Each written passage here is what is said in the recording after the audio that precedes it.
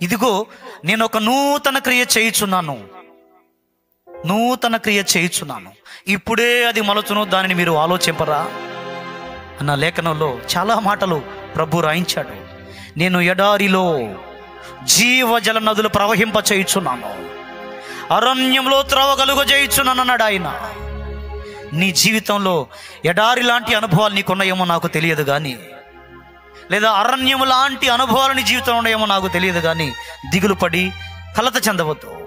దేవుడు అంటున్నాడు, ఆ ఎడారిలోనే నేను జీవజలపు ఊటలను పుట్టిస్తాను. నువ్వు అనుకుంటున్నావే అరణ్యం అని, ఆ అరణ్యంలో నేను త్రోవ కలగజేయబోతున్నాను. అడవి జంతువులు, అడవి కుక్కలు, నిప్పు కోళ్ళు సైతం వచ్చి నన్ను ఘనపరుస్తాయి అంటున్నాడు.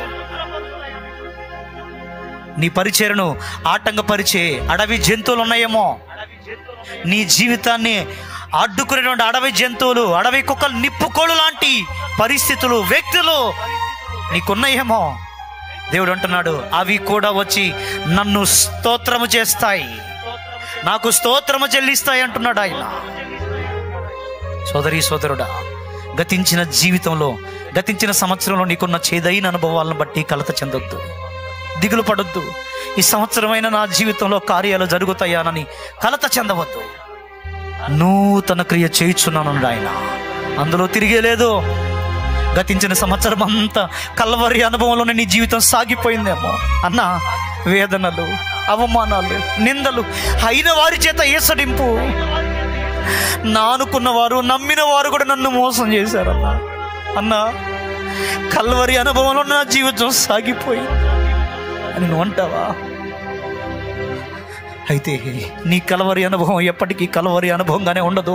సోదరి సోదరుడా, నిశ్చయముగా నా దేవుడు నిన్ను పెంతెకోస్తు అనుభవంలోనికి దాటించబోచున్నాడు. ఆ పెంతెకోస్తు అనుభవంలో దాటక మునిపే నీ జీవితంలో నూతనమైనటువంటి కార్యాలు చేయబోతున్నాడు ఆయన.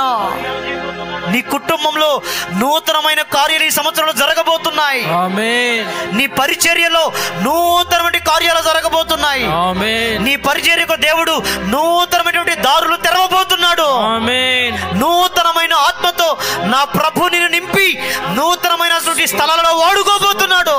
ఆమేన్. ఎప్పటికీ కల్వరి అనుభవంలో ఉండవు, పెంతెకోస్తు అనుభవంలోనికి వెళ్తావు.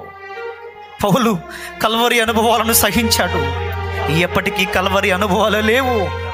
పెంతెకోస్తు అనుభవంలోనికి తీసుకుని వెళ్ళాడు నా యేసు. అయితే పెంతెకోస్తు అనుభవంలోనికి వెళ్ళాలనంటే కలిసి ప్రార్థన చేసే అనుభవాలు నీకు ఉండాలి. సోదరి సోదరుడా, ప్రభు పాదాలు పట్టుకునేటువంటి అనుభవాలను ఎన్నడూ కోల్పోవద్దు. ప్రతిరోజు భక్తి జీవితాన్ని సాధన చేద్దాం. మనుషులు చేయలేని పని ప్రార్థన చేస్తుంది. కలిసి ప్రార్థన చేద్దాం.